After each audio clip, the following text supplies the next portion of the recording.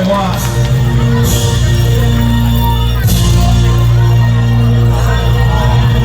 Và chúng là đâm ra như thể con thằng cùng ăn một lá lại cùng nằm một năm, đôi ra như thể con nằm con cuốn con quýt con trọng con ngoài. Nào Hòa, đôi bạn trẻ đã được tay trong tay bước đi trên con đường được xây dựng bằng tình yêu và niềm hạnh phúc ngày hôm nay. Và chúa rể Đại Phong chúng ta muốn nói với cô dâu Hà Hương một điều rằng nắm tay anh thật chặt, giữ tay anh thật lâu, hứa với anh một câu rằng chúng ta sẽ cùng nhau đi đến cuối con đường này. Và Hòa rất là tuyệt vời. Và xin mời đôi bạn trẻ sẽ cùng sang đây được trước một chút. Vâng, kính thưa toàn thể quý vị trân trọng và kính mến. Và đúng là trong ngày vui, ngày hạnh phúc ngày hôm nay, đúng không ạ? Những bậc làm cha làm mẹ rất là vui mừng, rất là hạnh phúc. Và ngày hôm nay để tình yêu hạnh phúc của đôi bạn trẻ hôm nay được đong đầy yêu thương hơn, đúng không ạ? Với sự dìu dắt của những bậc làm cha làm mẹ thì ngày hôm nay trân trọng kính mời bên phái đoàn nhà trai và trân trọng kính mời bác Nánh và bác Xua, cũng như là song thân phụ mẫu của chú rể Đại Phong ngày hôm nay. Và xin mời hai bác sẽ cùng hiện diện bên phía chú rể đẹp trai chúng ta hôm nay. Vâng, phía đoàn nhà gái chúng ta có địa chỉ tại quê hương bản Trăm Cọ, Mường Trùm, đúng không ạ? Chúng ta sẽ cùng hiện diện tại sân khấu hôm nay và cùng bên cạnh cô dâu xinh đẹp, cô dâu Hà Hương chúng ta hôm nay. Và trân trọng kính mời hai bên gia đình ạ.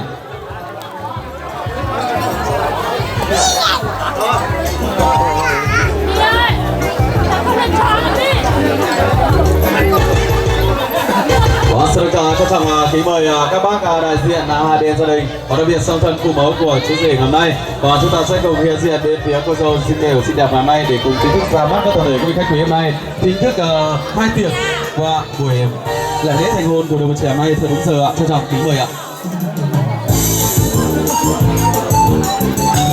Vâng, kính thưa toàn thể quý vị trân trọng và kính mến, của đúng là các cụ ta ngày xưa từng có nói rằng cây có cành thì mới nở trồi xanh lá, nước có nguồn mới bể nặng sông sâu, đúng không ạ? Mà đôi bạn trẻ chúng ta có được ngày vui, ngày hạnh phúc như ngày hôm nay nhờ đâu mà có, chính là nhờ công ơn sinh thành sinh hạ của những bậc làm cha làm mẹ, những người làm cô làm chú ngày hôm nay đã dìu dắt và để đôi bạn trẻ ta khôn lớn trưởng thành như ngày hôm nay, đúng không ạ? Và đứng phía Ngọc Long ngày hôm nay đây, và bên phía cánh tay phải chúng ta hôm nay bên phía chú rể Đại Phong đẹp trai chúng ta hôm nay có sự hiện diện của song thân phụ mẫu của chú rể, và bên phía cánh tay trái bên phía cô dâu xinh đẹp Hà Hương của chúng ta hôm nay có sự hiện diện của hai bác có đại diện cho phái đoàn nhà gái đến từ quê hương bản Trăm Cọ, Mường Trùm ngày hôm nay cũng đã hiện diện tại khán phòng hôm nay. Và ngay xin mời hai bên gia đình cùng với cô dâu chú rể sẽ có một cái cúi chào thật sâu để thay cho lời cảm ơn sâu sắc nhất tới toàn thể quý vị khách quý hôm nay. Có sự được trân trọng kính mời ạ. Một tràng pháo tay thật lớn cho hai bên gia đình được không quý vị ơi? Vâng, rất là tuyệt vời. Cảm ơn những tràng pháo tay ấm lòng của toàn thể quý vị khách quý hôm nay rất là nhiều, đúng không ạ? Vâng, kính thưa toàn thể quý vị trân trọng và kính mến, của đúng là một năm thì bao giờ cũng bắt đầu từ mùa xuân, phải không ạ? Mà tình yêu thì bao giờ cũng bắt đầu từ tuổi trẻ, đúng không ạ? Và nếu như mùa xuân mang lại sự hình thành cho mọi sinh linh vạn vật thì tuổi trẻ sẽ mang lại cho chúng ta tình yêu và niềm hạnh phúc nữa đôi, phải không ạ? Và mỗi con người chúng ta sinh ra và lớn lên được tạo hóa ban tặng cho một trái tim và còn chỉ có một nửa yêu thương, cho nên chúng ta phải đi tìm một nửa yêu thương nơi trái tim còn lại, đúng không ạ? Và chàng trai tài hoa mang tên chú rể Đại Phong có địa chỉ tại quê hương tại bản Ta Lứng chúng ta hôm nay đây, cùng với cô con gái xinh đẹp mang tên cô dâu Hà Hương có địa chỉ tại quê hương và bản Trăm Cọ, Mường Trùm. Và tình yêu đã đưa đôi bạn trẻ chúng ta đến được với nhau, hoa hai em cũng đã đến với nhau vì nghĩa, mến nhau vì tình, và kể từ đó họ yêu nhau và họ đã cùng chọn cho mình một hạt giống để ươm mầm cho tương lai. Và hai em vẫn mong rằng hạt giống đó sẽ được sinh sôi nảy nở vào mỗi dịp Tết đến xuân về, phải không ạ? Và đúng là ai đã chấp cánh cho chim bay về tổ, ai mở đường cho tuổi trẻ gặp nhau. Tình yêu bao giờ cũng bắt đầu từ đôi mắt, ngày mai bao giờ cũng bắt đầu từ ngày hôm nay. Và ngày hôm nay là ngày 31 tháng 1 năm 2023, nhằm ngày 10 tháng 1 năm Quý Mão, được sự đồng lòng đồng ý của hai bên gia đình, được sự nhất trí hoan nghênh của các cấp chính quyền đảng ủy hai bên địa phương. Ngày hôm nay, hai bên gia đình chính thức chọn ngày hôm nay là ngày đẹp tháng lành để tình yêu hạnh phúc của đôi bạn trẻ được chính thức đâm cành và nở hoa.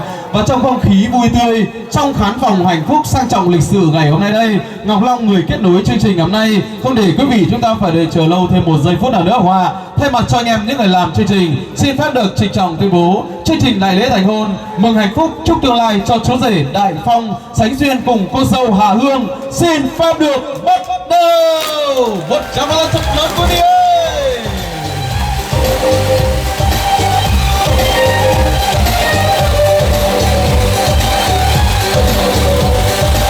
Rất là tuyệt vời, pháo đã nổ là một tin rất là vui mà đánh dấu một bước đầu đời trong cuộc sống trăm năm hạnh phúc của đôi bạn trẻ ngày hôm nay đây, đúng không ạ?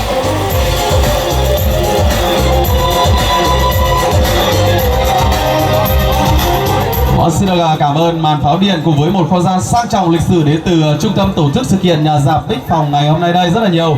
Vậy là pháo đã nổ là một tin rất là vui rồi. Vậy kể từ giây phút này đi, tại quê hương bản Tà Lứng chúng ta ngày hôm nay lại có thêm một gia đình nho nhỏ nữa các bạn. Đó chính là gia đình của cô dâu chú rể Đại Phong và cô dâu Hà Hường ngày hôm nay. Và thay mặt cho anh em những người làm chương trình xin được kính chúc cho đôi bạn trẻ chúng ta ngày hôm nay đây chính thức sẽ trở về sống chung với một mái nhà, sẽ cùng chung cha, chung mẹ, chung bà, chung ông, chung con đường nhỏ về nhà, về cùng chung một mái ấm gia đình. Và xin được chúc mừng cho hai bên gia đình đã có được dâu hiền và rể thảo hoa. Và kính thưa toàn thể quý vị trân trọng và kính mến, và kể từ giây phút này đi, đôi bạn trẻ chúng ta qua sông thì cũng đã có cầu, qua nhà nói chuyện cũng đã có cây trầu để xe duyên, và để rồi đường hồng thì cũng đã kết thành đôi. Cho dù bão tố cũng không rời không xa, từ nay hai họ một nhà, hạnh phúc sẽ được mãi mãi và thông gia sẽ được vững bền, phải không ạ? Vâng, kính thưa toàn thể quý vị trân trọng và kính mến, và các cụ ta ngày xưa thường có câu nói rằng qua sông thì phải có bến có đò, phải không ạ? Muốn cho hạnh phúc thì phải nghe những lời dặn dò của mẹ cha, phải không ạ? Và dạy con sớm sớm chiều chiều. Sau đây là những lời tâm tình cũng như phát biểu của một bác đại diện cho gia đình nhà gái có địa chỉ tại quê hương bản Trăm Co, Mường Chùm, sẽ có lời phát biểu thay mặt cho gia đình nhà gái ngày hôm nay. Vâng, xin trân trọng kính mời bác ạ. Nhớ trong cho ý chồng thì cái chi nên trà từ chỗ nhớ đây theo nhau về của sở chế lòng tử toàn xài đó chỉ một đã chỉ theo nó từ toàn xài từ đó từ lúc trong sống là nó từ sau là lúc này là số đại phòng có từ lúc này nên chán tôn thì từ lúc sống xe mù để tổng tài xế phòng có cho này cho gì số đấy nó ca nhau dòng để sống xe mù xí của chồng tàu đây. Và một tràng pháo tay cho một bác trai đến từ gia đình nhà gái được không quý vị ơi? Vâng, những lời phát biểu của bác thì thơm như mật như hoa, không ạ? Thơm như hương lúa tỏa ra khắp hội trường, không ạ? Và nhà gái phát biểu rồi thì nhà trai chúng ta cũng phải nói lời đôi câu, không ạ? Để cho bên rể bên dâu, để cho hai họ chúng ta được bền lâu về dài. Và ngay sau đây cho trọng kính mời một bác trai đến từ đoàn nhà trai, và sẽ cùng đại diện cho gia đình nhà trai có đôi lời tâm tư tình cảm phát biểu cũng như cảm ơn toàn thể quý khách quý hôm nay, không ạ? Trân trọng kính mời bác ạ. nhớ trong cái trồng thì chỉ cái tên cha đó lúc đầu trồng xia này bên mua tủ tổ nhà cha tao sổ cò phòng công cái tiền tụi mình tủ đi tổ nhà chỉ có lúc mình xin luôn nhưng gần lúc đi tiền con gì mua tụi một kỳ là phú và phú chế tôi chơi trồng thì chỉ cái ti chế lúc xin hở chỉ tôi sang tôi trồng được lúc nào thì phòng công thì cái trong việc cái nên trà sẽ là từ đây từ chế gặp cá nhân rồi đây số tổng không chế đó. Kính thưa quý vị khách quý, thưa toàn thể hội hôn, hôm nay được sự đồng ý của chính quyền địa phương và sự thống nhất từ hai bên gia đình. Thì hôm nay gia đình nhà trai chúng tôi tổ chức lễ thành hôn cho 26 Đại Phong và Hà Hương. Thì một lần nữa thay mặt cho gia đình xin trân trọng cảm ơn những cái tình cảm quý báu của quý ông bà, các cô, các bác, các chị đã mất chút thời gian để chia vui với gia đình chúng tôi ngày hôm nay. Một lần nữa thay mặt cho gia đình xin trân trọng cảm ơn quý vị và xin chúc quý vị có những giây phút thật là vui vẻ và thật có ngon miệng với gia đình. Xin trân trọng cảm ơn quý vị. Một tràng phát tay thật lớn cho bác trai đến từ phái đoàn nhà trai tôi là quý vị ơi. Rất là tuyệt vời những lời phát biểu không ngắn không dài nhưng là rất hay, rất đủ ý nghĩa, đúng không ạ? Và có đấy những lời chúc tốt đẹp. Đầu tiên là cảm ơn đến phái đoàn nhà gái của ông của bà, không quản ngại đường xá xa xôi từ quê hương bản Trong Cọ, Mường Chùm cũng đã trở về đây để chung vui, có mặt tại đây để chúc mừng hạnh phúc cho hai con hai cháu của mình. Còn lời nói thứ hai thì bác đã có nói lời chúc tốt đẹp nhất cho cô dâu chú rể, và thứ ba là lời cảm ơn tất cả các khách quý không quản ngại đường xá xa xôi trở về với ngày vui hạnh phúc của gia đình cũng như đôi bạn trẻ hôm nay. Và thay lời cho anh em những người làm chương trình xin được cảm ơn lời phát biểu vàng ngọc của bác rất là nhiều, và chúc cho hai bác đại diện cho gia đình nhà trai nhà gái chúng ta bước sang một năm mới an khang thịnh vượng, an lành hạnh phúc, gặp nhiều may mắn, phải không ạ? Cảm ơn hai bác rất là nhiều, phải không ạ? Vâng, kính thưa toàn thể quý vị trân trọng và kính mến, và trở về với ngày vui, ngày hạnh phúc của đôi bạn trẻ hôm nay, chúng ta sẽ cùng trải qua nhiều nghi lễ và nghi thức ngày hôm nay, phải không ạ? Vâng, kính thưa toàn thể quý vị trân trọng và kính mến, và ngay sau đây xin được trân trọng kính mời hai bác trai hai bên gia đình chúng ta sẽ đứng ra phía trước để trao cho nhau cái bắt tay đi ạ. Và hai bác trai ạ, để thể hiện sự đoàn kết gắn bó hai bên gia đình ạ. Và chúng ta sẽ hướng về phía bên dưới để nhà nhấp ảnh ra ghi lại khoảnh khắc đẹp ngày hôm nay, ghi lại kỷ niệm của hai bên gia đình chúng ta hôm nay, không ạ? Và một tràng pháo tay thật lớn cho hai bên gia đình được không quý vị ơi? Và rất là hay, rất là vui, rất là tuyệt vời, không ạ?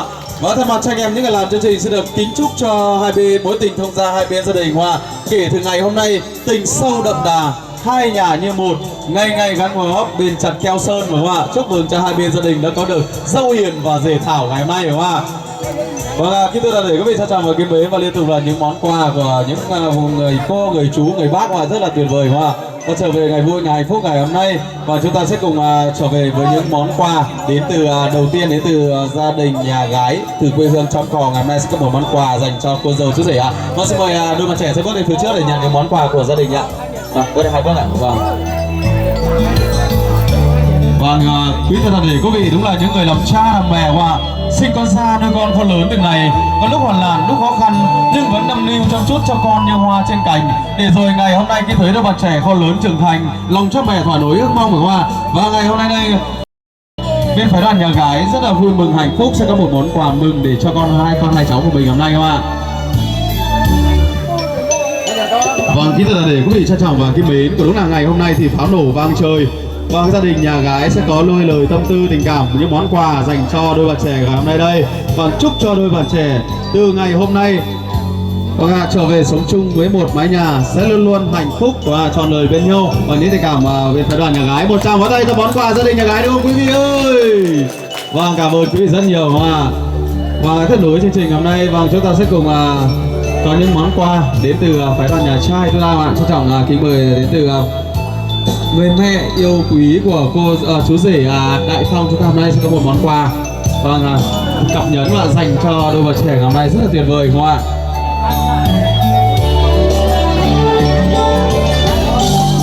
Và người mẹ ngày hôm nay cũng muốn nói với cô dâu chú rể một điều rằng không ạ? Hôm nay làm lễ tơ hồng ạ, mẹ chúc cho hai đứa sẽ về chung một phòng không ạ? Và nhớ mà sinh một gái một trai, nuôi dạy thật tốt thật tài mẹ vui đúng không ạ? Và nếu sinh con trai thì nhất định phải làm trưởng phòng công ty, sinh con gái thì nhất định phải xinh đẹp cực kỳ đúng không ạ? Đi thi hoa hậu ít nhất cũng phải đoạt giải nhì quốc gia. Vâng, đó thế là mong muốn của những bậc làm cha làm mẹ ngày hôm nay đúng không ạ? Và những món quà rất là hay ý nghĩa, và người mẹ có thể dành cho hai người con của mình cái ôm thật là tình cảm được không trong ngày vui ngày hôm nay đúng không ạ? Một tràng pháo tay thật lớn luôn quý vị ơi! Vâng, những cái ôm của người mẹ tình mẫu tử cũng như dành cho người con dâu yêu quý của mình ngày hôm nay, và có những lời tâm tư tình cảm hứa hẹn với hai người con của mình rằng và mẹ luôn sẽ là những tấm gương sáng để cho hai con được noi theo đúng không ạ? Sẽ được dõi theo những bước chân của hai con mỗi ngày đúng không ạ? Rất là tuyệt vời, những niềm vui và niềm hạnh phúc đang được rạng ngời trên khuôn mặt của cô dâu chú rể ngày hôm nay.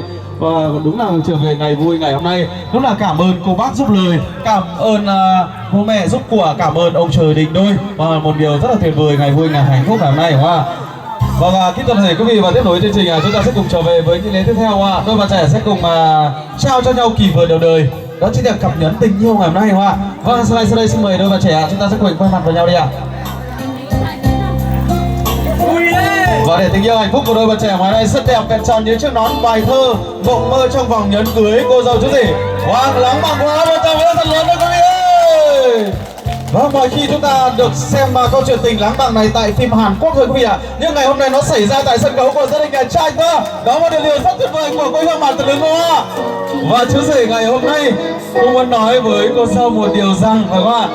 Đưa tay đây để anh trao cho em chiếc nhẫn này để làm tin đúng không ạ? Dù mai lên thác xuống gành, tình chồng nghĩa vợ vững bền ta sẽ có đôi đúng không ạ? Và cô dâu trao nhẫn cho chú rể chưa ạ? Rồi, vâng, xin mời cô dâu ạ. Trao nhẫn cho chú rể đúng không ạ? Và cô dâu cũng muốn nói với chú rể một điều rằng mà còn em trao anh chiếc nhẫn này, chiếc nhẫn trung tình đúng không ạ? Kể từ nay hai đứa chúng mình sẽ cùng bên nhau, cùng nhau xây đắp nhịp cầu sắc hoa. Một tràng pháo tay thật lớn đâu quý ơi! Và cô dâu chú rể dành cho nhau một cái ôm đúng không ạ?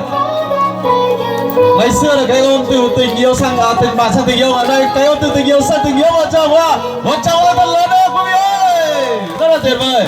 Và xin được chúc cho cô dâu chú rể ạ. Và rồi này năm sau sẽ có tiếng khóc giòn bếp nôi, và sẽ có những cháu trai cháu gái mù mẫm xinh đẹp để cho hai bên nội ngoại có con bồng cháu bế cho vui cửa vui nhà đúng không ạ? Và những giọt nước mắt của niềm vui niềm hạnh phúc của người em gái ngày hôm nay và được lăn đài được thể hiện trên khuôn mặt của người em gái của chú rể và rất là vui mừng hạnh phúc ngày hôm nay. Và khi thấy anh chị của mình ngày hôm nay trong ngày vui ngày hạnh phúc ạ, và những tình cảm của các cô các chú và những người cô người chị, và rất là tuyệt vời ạ. Và gia đình này hôm nay xin phép được ghi nhận và xin được cảm ơn những tình cảm của những người chị, người cô, người em ngày hôm nay rất là nhiều ạ. Và ngay sau đây xin mời quý vị và chúng ta sẽ cùng dõi theo những niềm vui, niềm hạnh phúc của đôi bạn trẻ ngày hôm nay, những tình cảm của những người cô, của người cô, người chú, người bác ngày hôm nay liên tục dành cho cô dâu chú rể những cái tình cảm, những cái ôm, những cái bắt tay rất là ân tình, rất là thắm thiết ngày hôm nay. Và thay lời cho cô dâu chú rể xin được cảm ơn những tình cảm của cô, của chú, của người em, người cô, người chị hôm nay rất nhiều, và chúc cho các cô, các chú luôn luôn mạnh khỏe, hạnh phúc, thành công, thành đạt trong cuộc sống của bạn.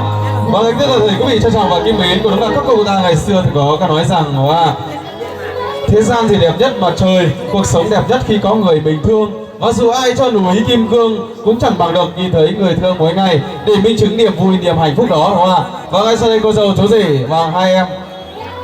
Vâng ạ, những tình cảm của người bà của họ dành cho hai cháu của mình và rất là nhiều, và cảm ơn món quà và những món quà của người bà rất là nhiều, đó chính là những viên gạch đầu tiên để cho đôi bạn trẻ đi xây dựng hạnh phúc gia đình, đúng không ạ? Và ngay sau đây xin mời đôi bạn trẻ sẽ tiến về thắp ly rượu tình yêu hạnh phúc của mình ạ. Trân trọng kính mời hai em ạ. Vâng, và xin mời hai bên gia đình chúng ta đứng sát vào nhau ạ. Vâng, hai bên gia đình chúng ta đứng sát vào nhau đi ạ. Và để chúng ta chuẩn bị đón nhận những tình cảm của đôi bạn trẻ hôm nay, đúng không ạ? Và ngay sau đây xin mời cô chú rể Đại Phong sẽ cầm chai rượu sâm panh đầu đời của mình. Vâng, bóp tem trước ạ chú rể ạ, bóp tem. Chú rể sẽ bóp tem và vặn khóa sắt và sắp thật mạnh, lắp thật mạnh, đúng không ạ? Và hướng về phía bên dưới 4-5 đầu để bật gấp chai rượu sâm panh xem. Vâng, vặn khóa sắt ra trước chú rể ạ. Và vặn khóa sắt ra sắp thật mạnh, lắp thật mạnh. Wow, wow. Wow, một tràng vỗ tay cho chú rể quý vị ơi. Phải nói rằng chú rể chúng ta rất khỏe mạnh, đúng không ạ? Không tốn quá nhiều thời gian bật thành công chai rượu sâm panh đầu tiên. Xin mời hai em sẽ tự một tay trong tay ạ. Nhẹ nhàng phát lên những thắp rượu tình yêu hạnh phúc của mình ngày hôm nay, đúng không ạ?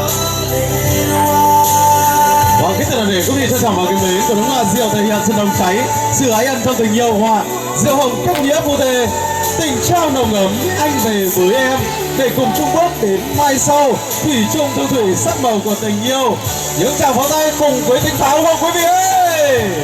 Wow, rất là tuyệt vời, đúng không ạ? Và đúng là cùng nhau rót chén rượu hồng để xóa tan đi cái giá lạnh của mùa đông, phải không ạ? Có em rồi anh khỏi đắp chăn bông. Kể từ nay vợ chồng chúng ta sẽ ấm nồng trong chung thủy, anh với em đôi vợ chồng tri kỷ. Để rồi ngày hôm nay ta sẽ cùng nhau dìu dắt nhau đi để xây cuộc sống, xây bầu trời hạnh phúc, để toàn lòng mong ước của mẹ cha đêm này. Và xin mời chú rể chai rượu sâm panh thứ hai ạ. Chai rượu sâm panh thứ hai tiếp tục làm như chai rượu ban đầu ạ.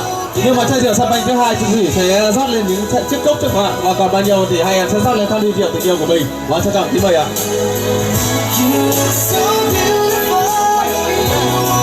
Ở chai rượu sâm panh thứ hai thì chú rể sẽ cùng vặn khóa sắt để cô dâu bật nắp đi chú rể ạ. Sóc thật mạnh, sóc cho cô dâu nào. Sóc thật mạnh nào.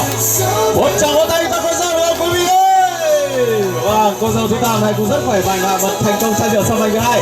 Và xin mời hai tay trong tay đi ạ. Vâng, cùng cầm chai rượu rót lên những chiếc cốc chiếc ly tình yêu ngày hôm nay để chúng ta khơi nguồn yêu thương khai tiệc ngày hôm nay, đúng không ạ? Vâng, khi ta là để quý vị đúng là những dòng rượu màu hồng đang được cô dâu chú rể chúng ta thực hiện rất là thành công, phải không ạ? Lúc là ly rượu cay thì thắm tình chồng vợ, mà ly rượu hồng thì để kính dâng mẹ cha, vì con cha mẹ chóng già, ơn sâu nghĩa nặng như là biển khơi, phải không ạ? Và ngày hôm nay đôi bạn trẻ đang được tay trong tay rót là những chén rượu nghĩa rượu tình để chuẩn bị kính dâng những bậc làm cha làm mẹ. Và hai em tiếp tục rót lên những chén rượu thắp ly rượu tình yêu của mình. Vâng, đúng là hoa hồng thì đẹp bởi màu hồng, tình yêu đẹp bởi tấm lòng thủy chung. Hồng hoa áo cưới hôm nay chứ xong chứ nghỉ là niềm vui gấp bội lần, đúng không ạ? Một tràng pháo tay thật lớn được không quý vị ơi? Và cảm ơn quý vị rất nhiều. Và ngay sau đây xin mời chú rể Đại Phong và sẽ mời rượu đến phái đoàn nhà gái và cô dâu Hà Hương và sẽ mời rượu đến phái đoàn nhà trai. Và trân trọng kính mời hai em ạ.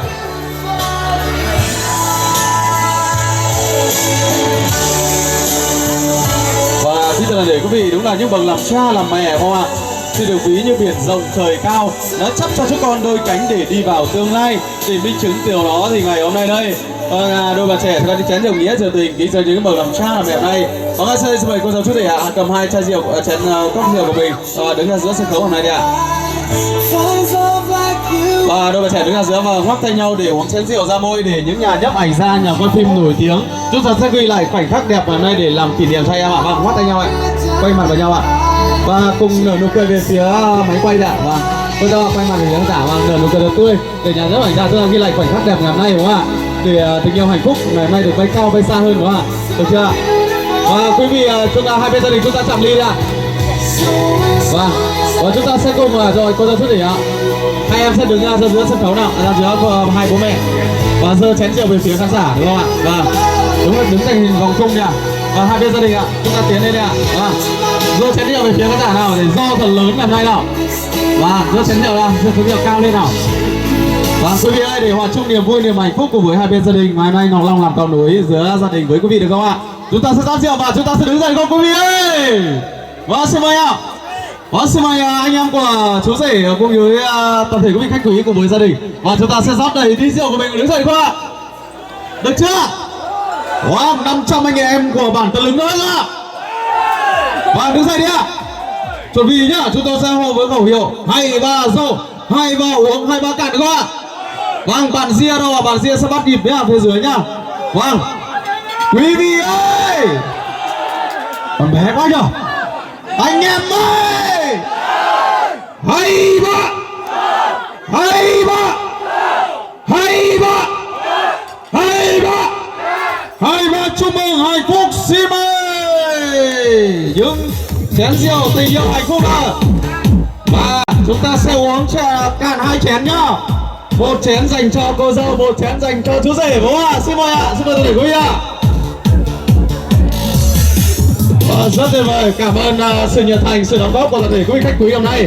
Và gia đình hỏi nhà trai chúng tôi sẽ luôn được ghi nhận những tấm lòng của toàn thể quý vị khách quý hôm nay đúng không ạ?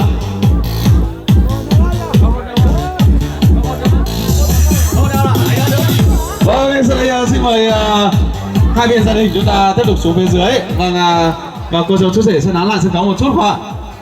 Vâng, khi ta toàn thể quý vị ngày hôm nay thì quý vị thấy đôi bạn trẻ chúng ta ngày hôm nay có đẹp đôi không quý vị ơi? Quý vị thấy chú rể hôm nay có đẹp trai không ạ? Cô dâu có xinh đẹp không ạ? Quá đẹp đôi quá ạ, một cặp đôi trai tài gái sắc ngày hôm nay đúng không ạ? Đã hiện diện tại sân khấu nhiều rồi. Và xin hỏi một chút cô dâu chú rể hai em yêu nhau mấy năm rồi nhỉ? Yêu nhau được gần 1 năm. Vâng, gần 1 năm quý vị ạ. Một thời gian không dài mà cũng không ngắn mà đủ để cho đôi bạn trẻ chúng ta đến được với nhau. Và ngày hôm nay thì chú rể Đại Phong phải nói là một người rất là ga lăng đẹp trai. Thì ngày hôm nay sẽ dành cho người vợ của mình một nụ hôn thật là sâu, một nụ hôn thật là lâu, thật dài, dài nhất Việt Nam quý vị ạ, dài nhất quê hương bản Tà Lứng nhá. Và quý vị có nhất trí không ạ? Vâng, nhất trí chúng ta cùng hướng ánh nhìn yêu thương trở về với khán phòng của hôm nay. Và xin mời cô dâu chú rể ạ, quay mặt vào nhau đi ạ. Vâng, đứng sát nhau một chút đã chú rể ạ. Vâng, xin mời cô dâu nào sẽ cùng đặt tay lên chỗ nào cứng nhất trên cơ thể của chú rể nào. Chỗ nào cứng nhất chú cô dâu nhỉ? Quý vị quan sát xem cô dâu biết chú rể chỗ nào cứng nhất chưa nhỉ? Cứng nhất chưa? Vâng, còn nhiều chỗ cứng lắm nhỉ, nhưng mà hôm nay cứ đặt tạm ra tối khám phá tiếp cho cô dâu nhá. Vâng, chú rể sẽ đặt tay lên chỗ nào mềm nhất cô dâu. Vâng, vòng eo cô dâu. Vòng eo cô dâu là nơi mềm mại nhất để nâng lên hạ xuống, để chăm lo hạnh phúc gia đình. Còn bờ vai của chú rể là nơi cứng cáp nhất để cô dâu chúng ta nương tựa đi suốt cuộc đời này đúng không ạ? Và ngay sau đây chúng ta sẽ cùng trở về với nụ hôn đẹp nhất, dài nhất, hạnh phúc nhất Việt Nam, dài nhất năm 2023, chỉ có tại sân khấu của gia đình nhà trai và quê hương bản Tà Lứng ngày hôm nay sẽ được phát sóng trực tiếp hoa. Và trước khi đến với nụ hôn này, xin khuyến cáo các cháu nhỏ dưới 16-15 tuổi nhá, nhắm mắt lại tránh tình trạng ngất ngay tại chỗ nhá, không là MC không chịu trách nhiệm đó nhá. Còn các bác các chú thì các thoải mái say mà ngắm nhá. Và chúng ta sẽ cùng lưu lại khoảnh khắc đẹp của đôi bạn trẻ ngày hôm nay. Và theo yêu cầu của quý vị khán giả phía dưới thì ngày hôm nay thì theo các cụ ta ngày xưa thường nói thì hôn vào má phải thì 5 gái, hôn vào má trái thì 5 trai, còn hôn vào bờ môi nồng nàn của cô dâu sẽ được 1 trai 1 gái. Và cô dâu chú rể xem nay sẽ hôn vào đâu ạ? Tất luôn ạ. Hôn tất luôn ạ quý vị. Máu thế nhỉ? Chú rể ngày hôm nay nồng độ máu hơi cao, quý vị sẽ hôn tất, hôn môi hôn má vào, hôn cả hai bên luôn. Quý vị nhất trí không quý vị ơi? Vâng, anh em chúng ta dành một tràng pháo tay thật lớn cho chú rể nữa. Nhưng mà xin hỏi cô dâu một chút, bình thường hai em hôn nhau nhiều, hôn nhau lâu rồi ai là người chủ động hôn trước ạ? Em thôi ạ. Em à? Thế ngày hôm nay thì theo quý vị cho ai hôn nhỉ? Ai chủ động hôn trước nhỉ? Cho cô dâu đi nhỉ? Vâng, cho cô dâu nhỉ? Theo ý kiến quý vị cho cô dâu hôn đi. Chú rể hôm nay chỉ việc đứng im, mắt lim dim, tim đập thật, đợi chờ niềm vui, niềm hạnh phúc của cô dâu nhá. Nhìn thẳng vào đôi mắt của cô dâu nào, nhìn thẳng vào đôi mắt xinh đẹp của cô dâu hôm nay nào, được chưa? Và cô dâu ngày hôm nay có hồi hộp không ạ? Có hồi hộp đấy quý vị ạ. Hơi run một chút ạ. Quý vị dành một tràng pháo tay động viên cho cô dâu đúng không ạ? Vâng, hết hồi hộp rồi như vậy đúng không ạ? Vâng, cô dâu chuẩn bị sẵn sàng nhá. MC sẽ đếm từ 1 đến 3 thì nụ hôn sẽ được bắt đầu. Và nụ hôn này sẽ kéo dài trong 5 giây đúng không ạ? MC sẽ đếm từ 5, 4, 3, 2, 1 để hết giờ đúng không ạ? Nhất trí không ạ? Cô dâu sẵn sàng chưa? Sẵn sàng rồi, quý vị sẵn sàng chưa quý vị ơi?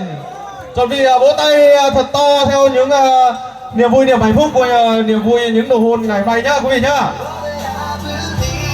Và ngay sau đây nụ hôn của cặp đôi đẹp nhất năm 2023 sẽ được bắt đầu. Và xin mời cô dâu chuẩn bị ạ.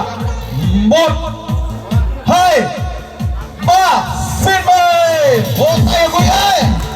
5, 4, 3, 2, 1, hết giờ. Rất tuyệt vời. Xin được cảm ơn cô dâu rất là nhiều, cảm ơn chú rể rất là nhiều.